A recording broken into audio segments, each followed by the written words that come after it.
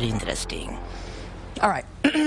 Tonight's Moment of Geek starts with a picture of a cannibal. So please brace yourselves. That's it. A little frog cannibal. This is the first known example collected in 1940 of the hula painted frog. Scientific name, which itself is awesome, Discoglossus nigriventer.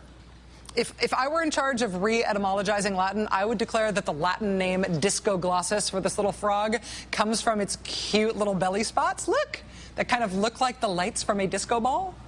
In reality, though, it got its name because Discoglossus means disc-shaped tongue. And apparently it has a disc-shaped tongue. You're welcome for that.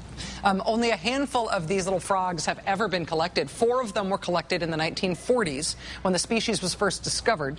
And one of those 4 little frogs, one of the 4 ever collected, ate one of the other ones, thus reducing the world's entire known population of hula-painted frogs by 25% in a single meal.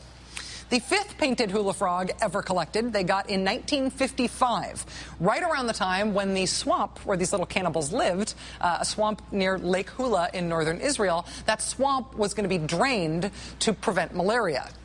Draining the swamp, not always just a metaphor in Washington.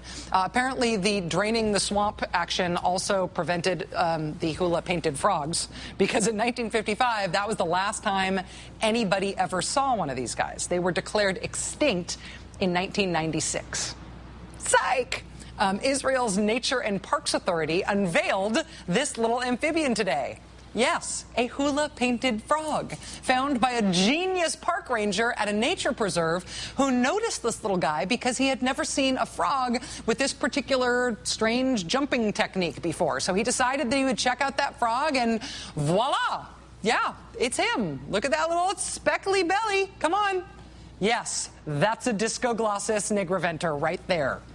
Israeli authorities credit the recovery of the species to a new program they started to divert water back into those swamps that they drained 60 years ago.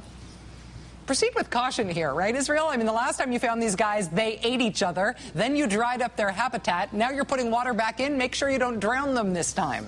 Incidentally, there is an international amphibian hunt going on right now for more species feared extinct.